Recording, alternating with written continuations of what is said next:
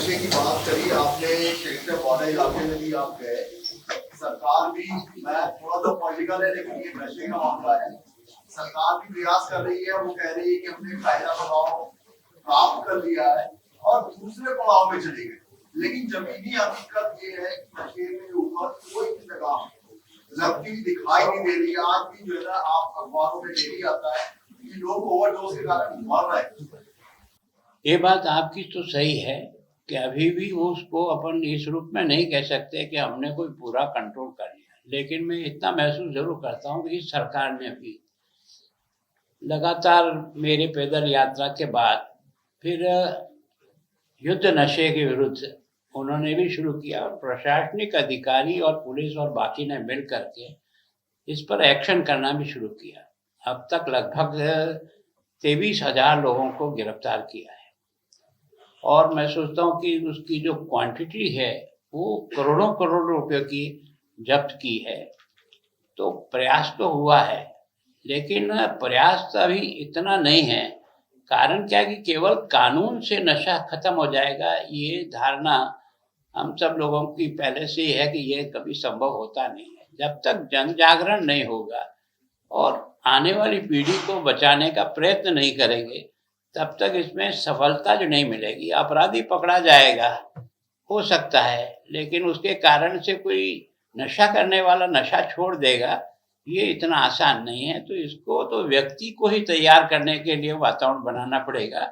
और विशेष रूप से मेरा यह है कि हो सकता है कि बड़े बुजुर्गों को नहीं छोड़ा सके, लेकिन हमारे विद्यालय और विश्वविद्यालय अगर इस पे प्रयास करें तो इसकी सफलता आज नहीं मिलेगी, 10 साल के बाद हमको जरूर दिखेगी कि जो नई जनरेशन है उसको हम किसी तरह से नशे से बचा लें। सर, इंदौर में अभी एक हादसा हुआ है, उसमें सीवर का पानी जो था ड्रिंकिंग वाटर में मिलने के बाद 17 लोगों की मौत हुई।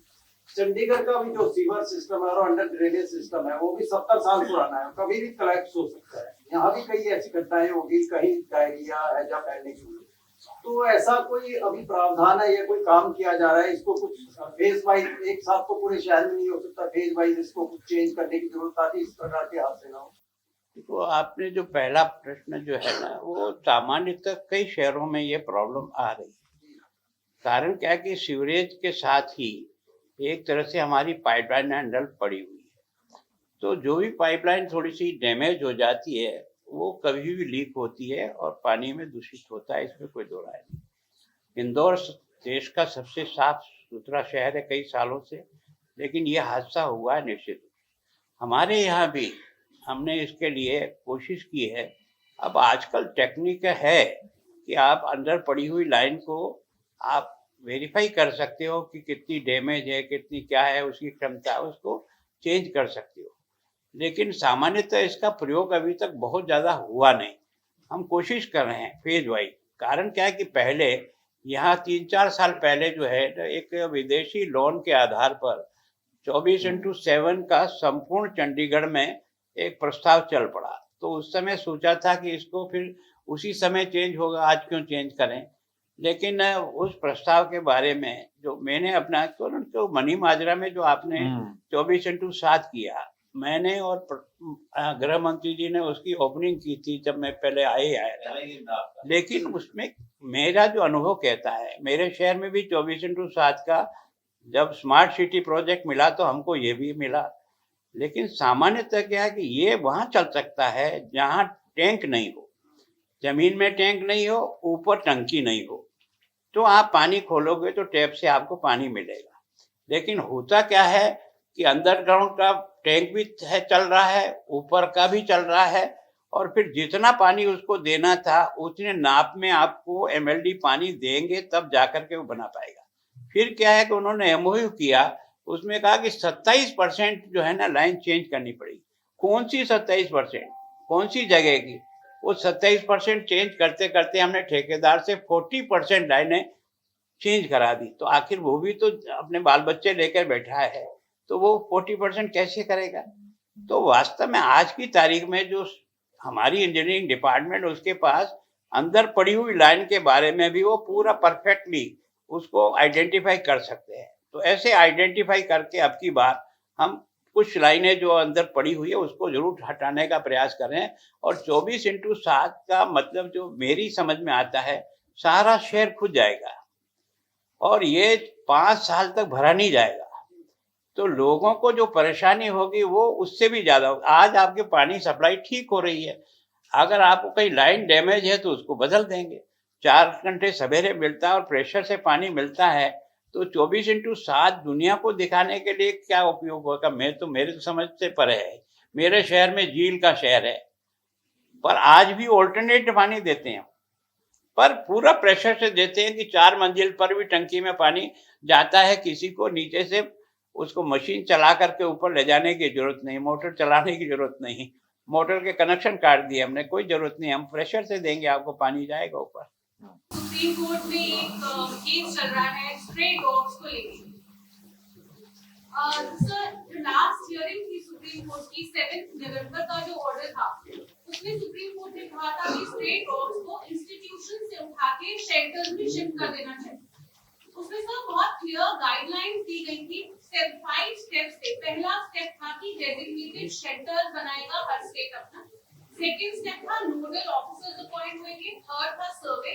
फोर्थ था हर इंस्टीट्यूशन की फेंसिंग होगी टू इंश्योर कि जब ये डॉग्स आए जाएंगे तो उसमें नए डॉग्स नहीं भरे जाएंगे, जैसे कि वैक्यूम इफेक्ट हो जाता है, कहीं से आप एक कुत्ता उठाते हैं उसको भरने के बाद से दूसरा कुत्ता। लेकिन सर एमसी चंडीगढ़ आज की डेट में सीधा डायरेक्टली 5th स्टेप पे जंप कर रही है और सीधा कैचिंग कर रही है, जो कि इट्स अ क्लियर वायलेशन, क्योंकि उनके बाय द सेल्फ एडमिशन उनके पास शेल्टर्स आज की डेट में चंडीगढ़ में नहीं, ना ही उन्होंने इंस्टीट्यूशन में फेंसिंग कराई। देखो, सामान्यतः क्या है कि सुप्रीम कोर्ट की जो भी गाइडलाइन मिलेगी उसकी पालना सारे देश को करनी पड़ेगी। पहले भी जो उन्होंने फैसला किया था उस समय यही था कि भाई आप जहां से भी पकड़ोगे वापस वहीं छोड़ना पड़ेगा, उनका स्टेरिलाइजेशन, तो वो कर रहे थे।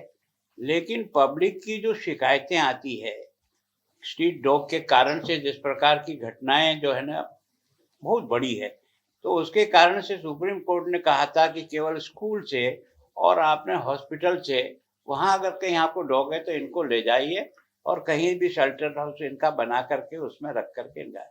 लेकिन अब कल की जो आई है गाइडलाइन जिस प्रकार की भी, अभी फैसला तो एकदम डिटेल में पढ़ा नहीं है, लेकिन अब उनका भी लगभग ये मान्यता है, लगभग उनकी भावना से लगता है कि ये समस्या बहुत ही विकट है। इस समस्या के बारे में, इसके निदान के लिए मतलब केवल और केवल उनको छोड़े रखना या उन पर रजिस्टर करना ये नहीं होगा। कोई कोई दूसरा आपको तरीका निकाल करके इसको कहीं शेल्टर हाउस बनाकर कहीं भी आपका कहना बिल्कुल ठीक है, एक शेल्टर हाउस में उनके लिए एक तरह से जिंदगी गुजारने का है, उनके जो एक स्वतंत्रता थी वो तो नहीं है। लेकिन बहन ये तो आप भी स्वीकार करोगे कि स्ट्रीट डॉग के कारण से जिन बच्चों को काटा जाता है, जिनको देखा जाता है, आप और हम भी जो देखते हैं किसी में आता है तो कितनी दया आती है कि 5 साल के बच्चे को सारा का सारा ही नोच डाला। और केवल हम दया के आधार पर एक को बचाना चाहते हैं, दूसरों को जो है ना एक तरह से नुकसान पहुंचाना, तो कोई रास्ता तो अब हमने नहीं निकाला है। सुप्रीम कोर्ट जो गाइडलाइंस देगी उसकी हम पालना करेंगे। और अभी जितने भी हमने पकड़े हैं उनको सही स्थान पर ले जाकर के हमने उनको रखा हुआ है। हमने किसी प्रकार को ऐसा नहीं है कि उनको कहीं पिंजरे में बंद कर दिया, खुले जगह पर रखा। सर मेरा एक क्वेश्चन है, जैसे आपने नशे के ऊपर अभियान छेड़ा हुआ है, पर एक दीमक की तरह भ्रष्टाचार जो है हमारे सारे सिस्टम को खा रहा है, उस मत में आपका क्या है?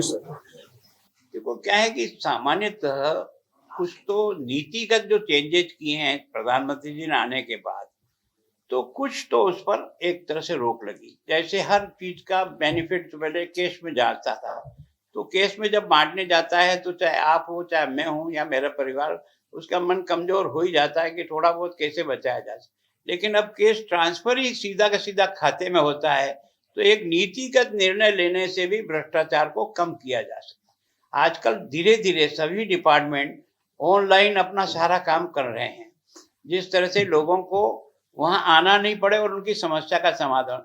तो कुछ तो हमें टेक्निकली दृष्टि से भ्रष्टाचार पे अंकुश लगाने का प्रयत्न करना पड़ेगा। और सामान्यतः जो ये भ्रष्टाचार की जो बीमारी है ये एकदम कंट्रोल हो जाएगी, एकदम ठीक हो जाएगा, क्योंकि हम इतने लोगों को पकड़ते हैं, इतने लोगों को उनको राशि सीज करते हैं लेकिन अंत में जाकर कोर्ट में हार जाते हैं। तो हमारी सारी मेहनत ही बेकार हो जाती है। एक तरह से हमको कई बार उसमें इतना मैन पावर लगता है हमारा, इतने उसकी और पीछा करने के बाद भी जो सफलता का परसेंटेज है वो कहीं न कहीं आपको और मुझे भी दया आ जाती है। 10 साल से किसी को ट्रैप कर लिया, नौकरी छोड़ दी, अब आपको कोई यार बच्चे भूखे मर रहे हैं यार, ये हो रहा है, ये हो रहा है, ये हो रहा है, दया आ जाती है। फिर दया से काम नहीं चलता है, ये तो सख्त निर्णय से ही चलेगा, तब जाकर के कंट्रोल होगा।